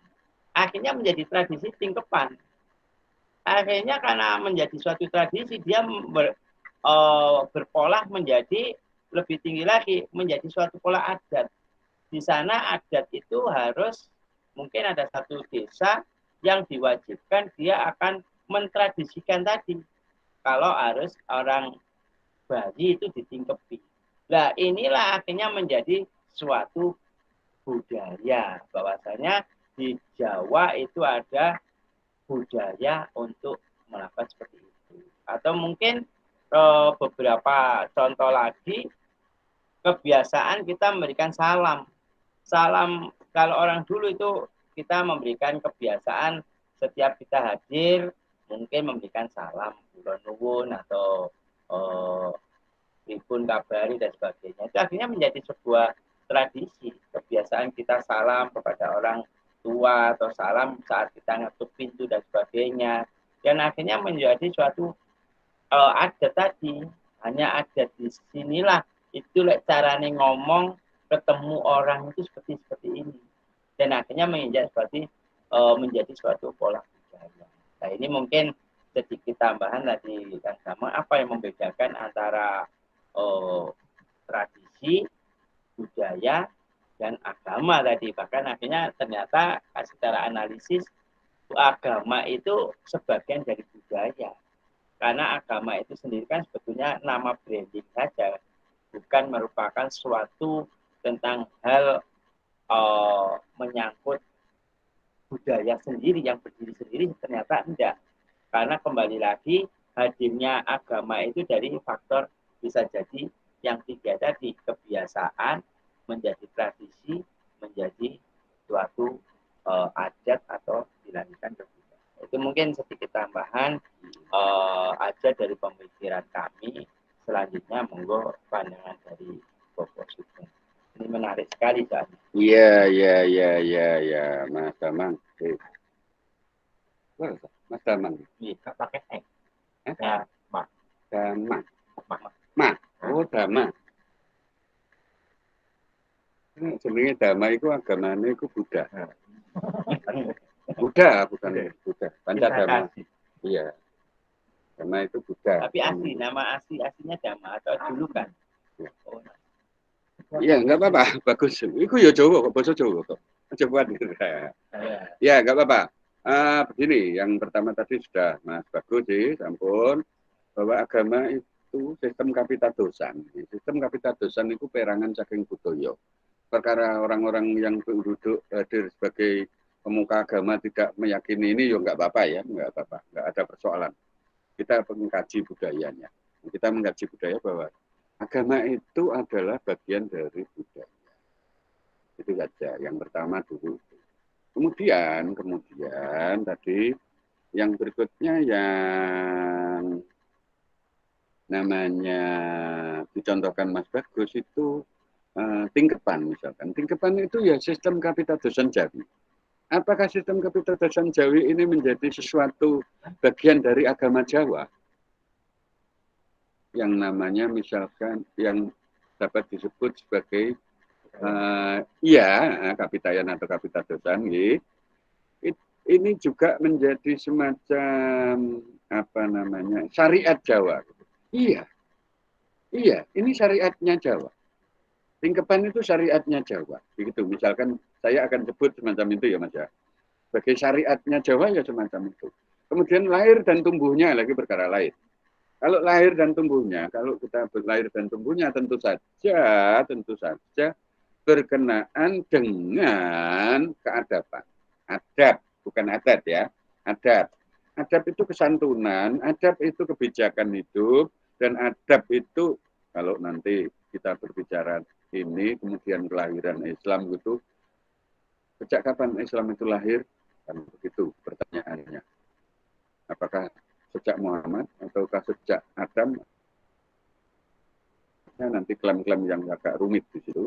Karena sebelum Muhammad itu kan ya ada Isa, ada Musa, kemudian ada Abraham itu ya. Yang semacam ini nanti akan sangat berentetan dengan kelompok Nasrani dan juga kelompok yang lain. Kelompok agama Yahudi juga. Apakah yang semacam ini kemudian terbentuk, semuanya itu adab. Gitu. Adab itu kebijakan hidup yang diwujudkan dalam bentuk apa sekarang? Apakah dalam bentuk yang sini? Apakah yang agama? Ataukah yang dibentuk dalam sistem bahasa? Kesantunan dalam bentuk bahasa, nek mlebu nang omahe wong kula nuwun, semacam itu. Ini kan tidak masuk dalam ranah kapitadosa, tetapi ranah sosial, cara pergaulan. Cara pergaulan, termasuk pernah di keluarga misalkan, oh nek iki paman, oh nek iki pakde, oh nek iki bule, iki pakle, kemudian oh itu misananku, oh itu ponakanku dan seterusnya, yang semacam itu semua ini adalah kepentingan awalnya adalah adab, kepentingannya awalnya adalah adab atau kebijakan hidup. Kemudian kalau ini kemudian dikuatkan terus dari kelahirannya dulu. Oh, memang harus begini. Keluarga harus terpelihara sampai minimal ya keturunan ke-4 lah dari 7 misalkan. Ke-4 ya. Biasanya AWT tekan 4 Mas Taman. Oh, sampai 5. Cukup bagus. Sampai 7 bagus. Iya. Tuh. Akhir-akhir ini ada yang mengurus perkara keturunan keberapa dari Muhammad begitu yang ada di Surabaya. Aku gak paham, tapi memperoleh sertifikat dari Uni Emirat Arab kalau ada keturunan. Nah, ya kan dalam rangka adab tadi dan agama sendiri terlahir semacam itu, makanya disebut agama. Nah, itu supaya tidak agama itu dari bahasa Sanskerta, bukan dari bahasa Arab. Kalau dari bahasa Arab kan tim, bukan agama. Agama. Dan disinilah sebenarnya ketika sesuatu adab tadi dikuatkan, proses inilah yang namanya tradisi. Nah, penguatan yang dari pakulinan atau kebiasaan menjadi itulah yang namanya adat, kan gitu.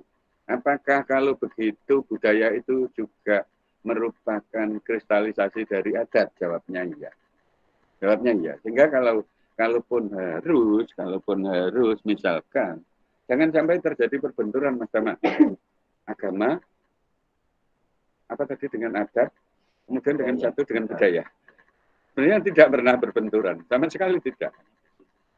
Satu sama lain itu boleh dikatakan saling menguatkan.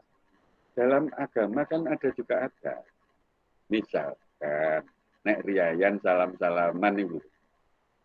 Salaman itu loh. Selama Covid enggak yo terus bentuk lain lah, katakanlah mbuh salaman virtual itu piye carane ya. Ternyata juga itu sebuah kristalisasi dari nenek moyang kita dulu. Kalau di Arab nggak ada, ya nggak apa-apa. Salam-salaman ketika Idul Fitri kan nggak ada konon katanya di Arab. Saya nggak pernah Idul Fitri ke Arab soalnya. Nah itu, apakah ini satu hal yang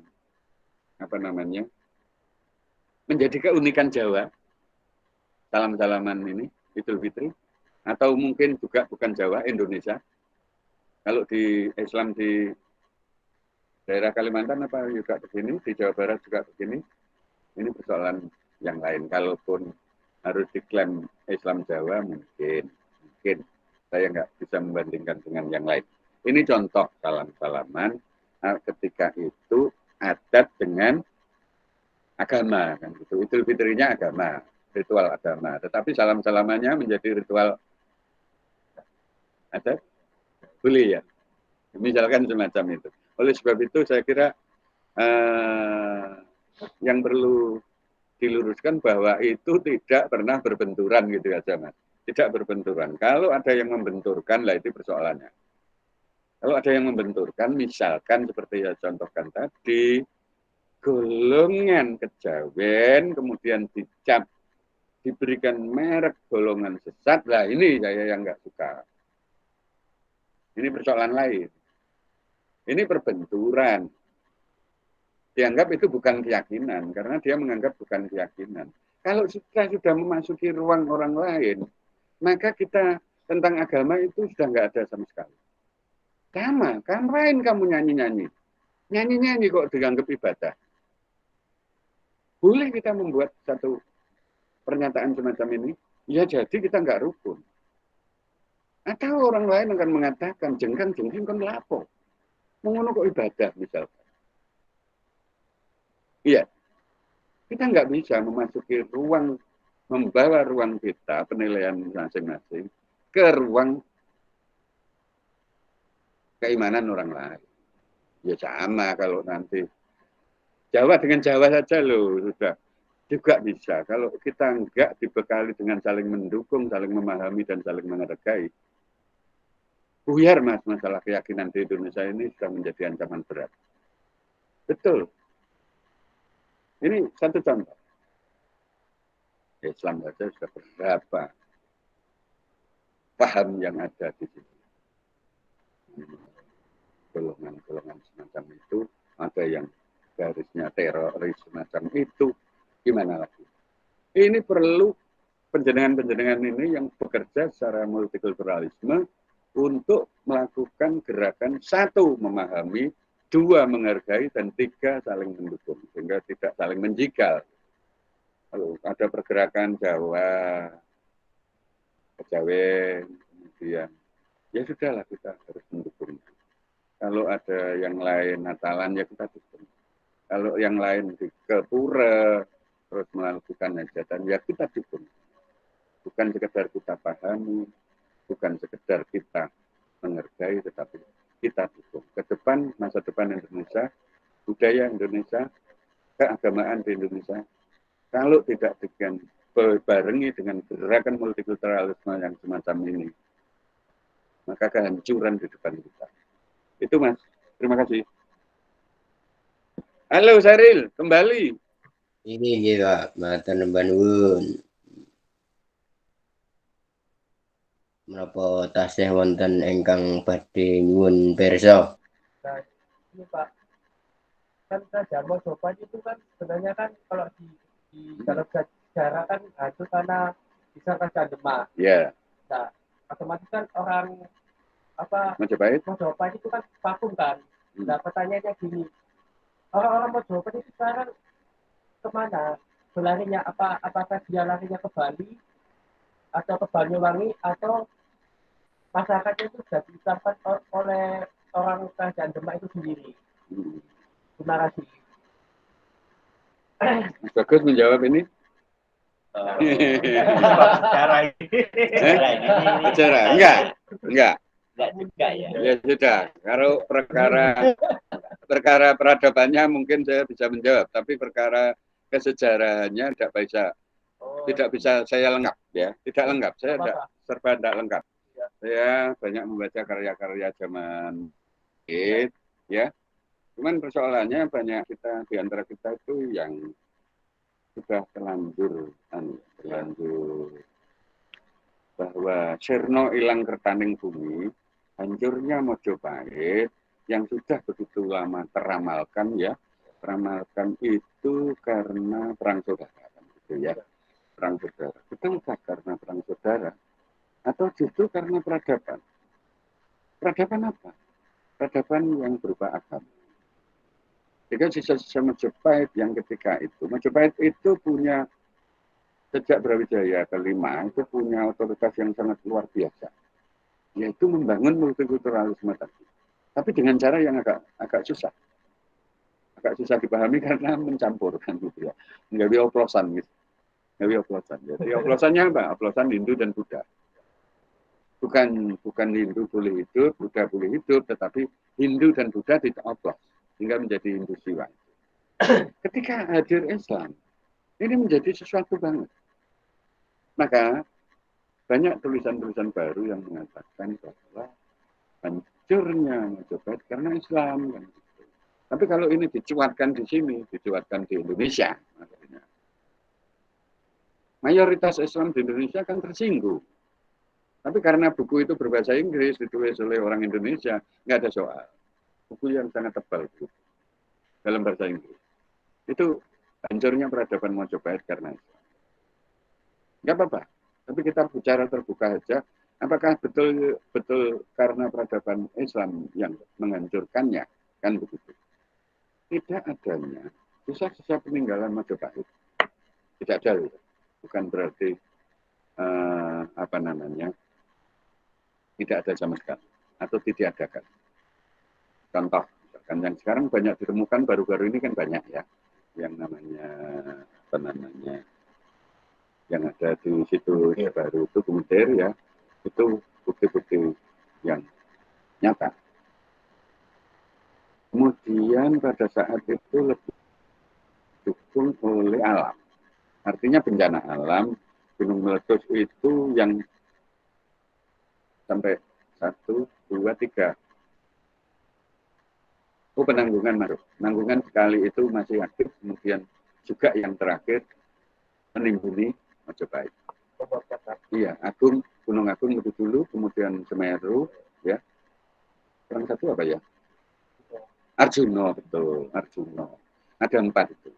Karena penanggungan masuk aktif ketika itu, kemudian sehingga tumpukan-tumpukan itu keseluruhan terjun ke wilayah Majapahit. Apakah ini sebuah kebetulan ataukah ini yang dibesar-besarkan lebih dulu daripada yang lain? Artinya peradaban Islam. Maksudnya peradaban Islam dulu sangat bisa diterima dengan baik oleh si Brawijaya ketika dia menikahi si Putri Juwarmane. Ya, Putri Juwarmane itu kan anaknya si Syekh Wali Lanang dari Gujarat. Syekh Wali Lanang, Gujarat, kemudian punya adiknya si Raden Rahmat. Tolong adikmu bawa ke sini supaya bisa menyebarkan Islam ke sini. Kan. Itu kerelaan yang oke, you tetap Islam, aku Hindu juga. Gak apa, kita menikah. Kan begitu. Adiknya menyebarkan agama Islam di sini juga diperbolehkan. Iya kan begitu. Ternyata orang Majapahit sudah ada yang Islam sebelumnya, yaitu si Imam Sujo yang makamnya di Gunung Kawi yang di Pesugihan. Ini adalah orang pertama Majapahit yang jauh sebelum Raden Ahmad ke sini. Loh, kok bisa begitu? Terus dia dari mana belajar Islam? Ini misterius. Justru ini yang misterius. Islam Jawa yang misterius dan konsepnya Imam Sujo sangat Jawani. Sangat Jawani, Islam yang sangat Jawani. Yang jauh lebih tertata secara kontekstual Jawa daripada Islam setelahnya. Betul. Ini satu persoalan yang sebenarnya kalau kita berbicara tentang tadi alam, peradaban, kemudian juga sosialnya yaitu adalah perang saudara, kan begitu ya. Rekrut dan seterusnya, Ronggolawi dan seterusnya. Hampir dapat dikatakan, ya sudahlah, relakan saja bahwa Majapahit ada 3 hal yang menjadikan tenggelam. Peradaban, oke. Alam, iya. sosialnya di wilayah perang saudara, kan begitu. Kemudian kok menjadi semacam itu, sampai-sampai warisannya semuanya di jawabannya ya tetap 3 ini. Ada kemungkinan yang terakhir ini yang sengaja. Yang terakhir, peradaban. Menghilangkan peradaban. Majapahit. Penelitian belum selesai, yang ini ya belum selesai. Kemudian yang kedua tentang yang pertama tentang alam tadi, tentang alam ya, alam yang menghancurkan Majapahit itu apakah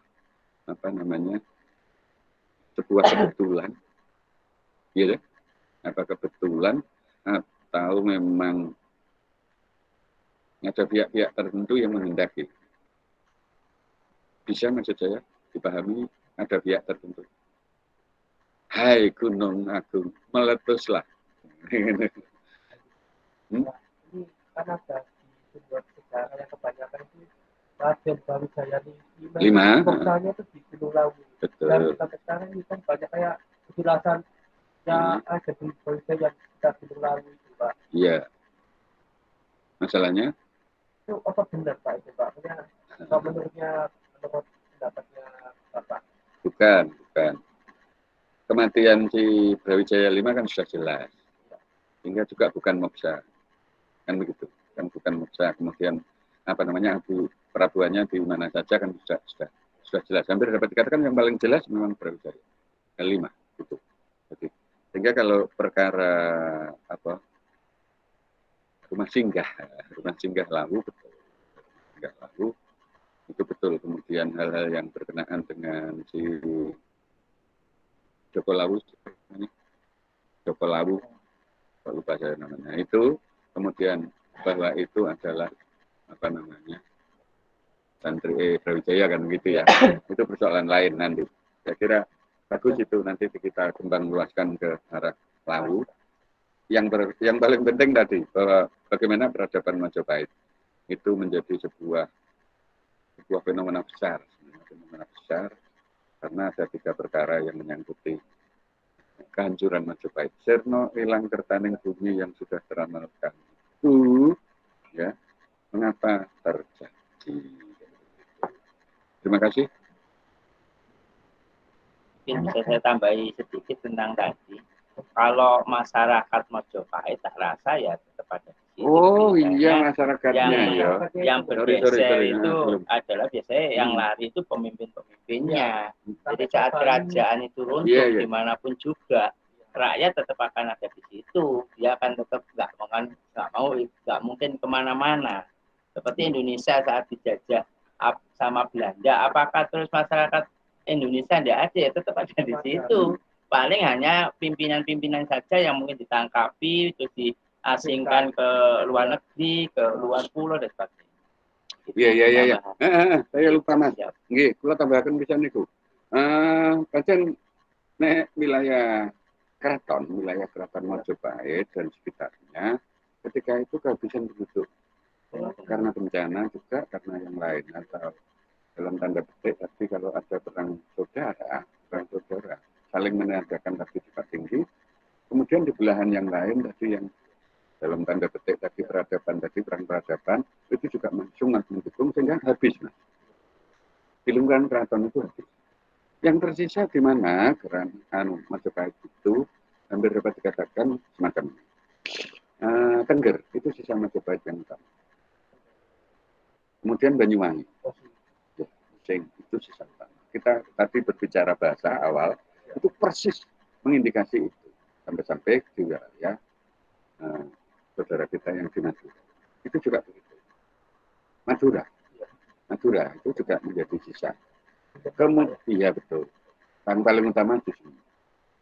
Berikutnya kalau kita berbicara tentang luar Jawa maka Kalimantan Timur bisa Hindu-Buddha, Kutai itu setelah Kutainya runtuh ya dan terkuasai Majapahit itu sudah sekarang orang-orang sana itu merasa Majapahit. Orang-orang asli Kalimantan Timur itu merasa Majapahit. Perasaan itu masih muncul dan Nah, betapa orang-orang yang beragama seperti agamanya Majapahit itu merasa akulah dia. Saya kemarin itu ada undangan dari Sekolah Tinggi Ilmu Agama Buddha Pasca Sarjana di itu, saya baru tertegun. Mayoritas anak-anak Kaltim. Dari jumlah mahasiswa berjumlah 30, itu 14 orang dari Kaltim. Yang sekolah S2 Agama Buddha. Saya terkejut. Ternyata ya begitu. Kemudian berupaya berbicara dengan saya menggunakan bahasa Jawa. Saya Jawa, saya Majapahit, dan seterusnya. Mengatakan yang dengan penuh bangga yang semacam itu. Juga ada yang di Sumatera, daerah Lampung. Lampung. Agama Buddha. Malah apa namanya. Kira-kira begitu, Mas. Ini bercerita tentang yang lalu, sehingga fakta ini sulit dikonfirmasi karena semuanya terus mengalir, baik itu menyangkut bukti maupun apa namanya kesaksian. Kalau kesaksiannya orang tentu saja kan nggak mungkin zaman Majapahit, tapi kesaksian masa lalu itu berupa prasasti ataupun yang namanya dan ya koleksi lontar zaman masa lalu itu, catatan-catatan masa lalu lontar ya Mas ya, jadi ada serat atau ada kakawin.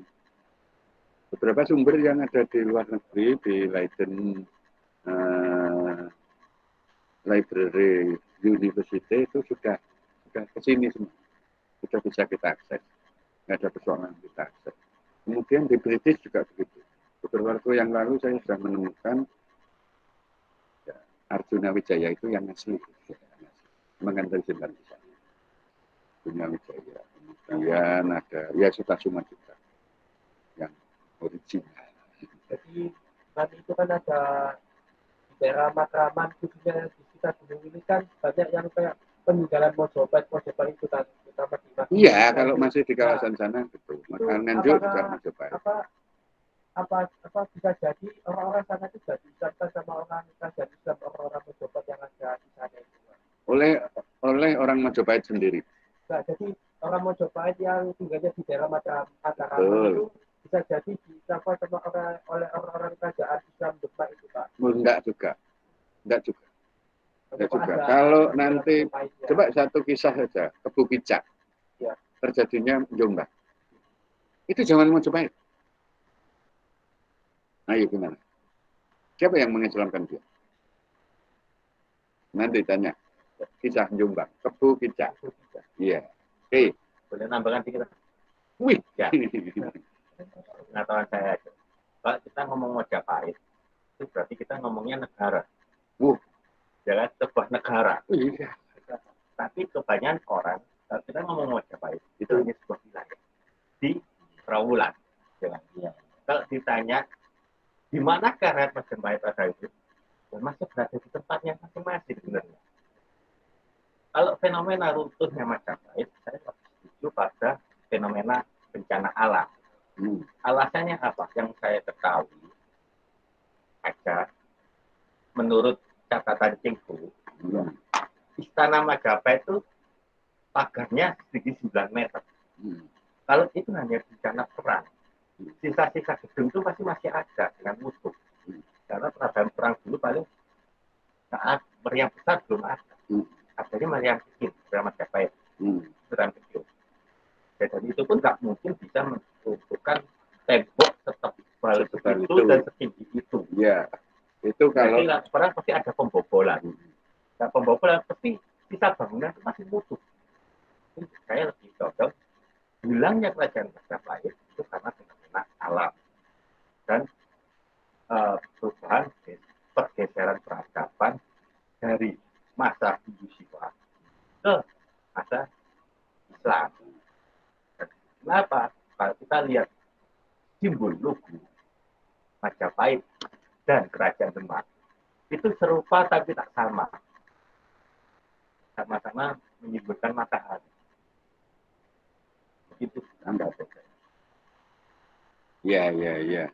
Masalah kecenderungan penyebab ya tadi yang tiga penyebab tadi kan sebenarnya juga kalau saya semuanya saya ragukan gitu ya. Kalau saya ya meragukan. Mengapa? Karena ya itu fakta masa lalu.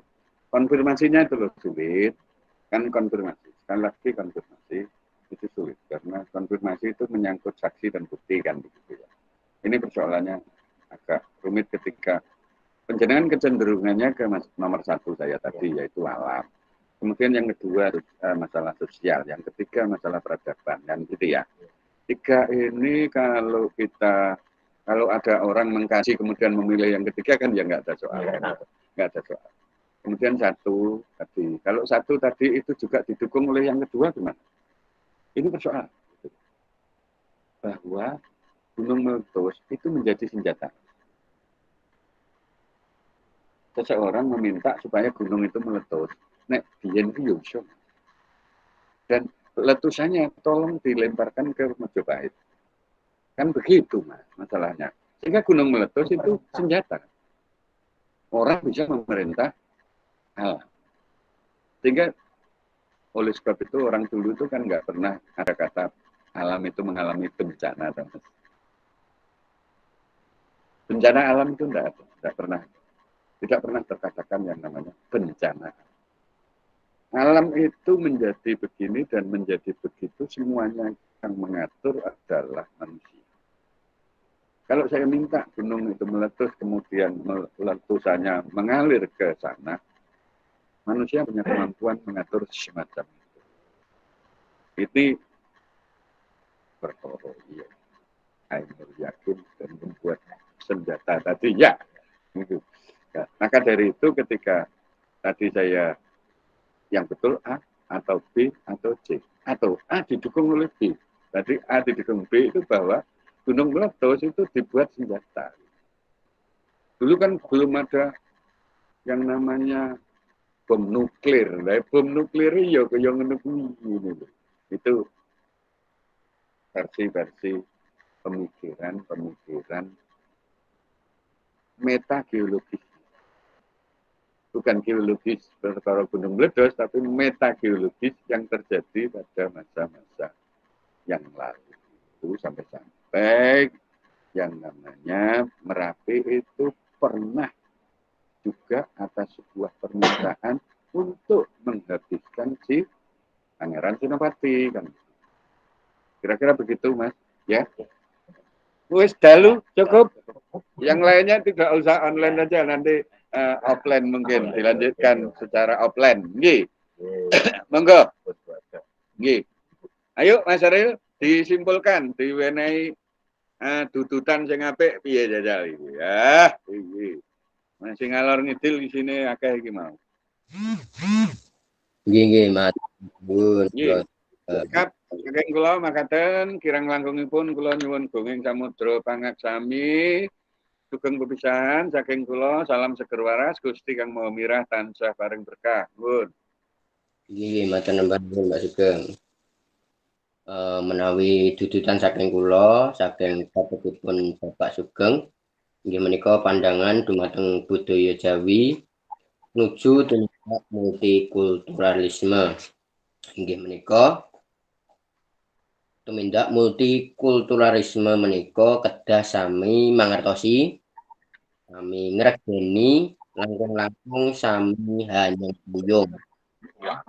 Amrihipun dados budaya Jawi menika tanpa kuncara lan tanpa moncer wonten ing saindengipun donya. Menika kala wau dudutan saking kula. Matur nembah nuwun kula aturaken dumateng Bapak Bagus, Bapak Sugeng lan sedaya para rawuh ingkang sampun hanyang kula kalaksananipun kegiatan sarasehan dinten menika. Mugi-mugi kanthi wontenipun kagiatan sarasehan dinten menika saged murakabi, mupangati lan saged dados pamecut dumateng kawula dalasan panjenengan sami anggenipun ngrembakakaken nglaluri lan ngreksa budaya Jawi supados tansah kuncara.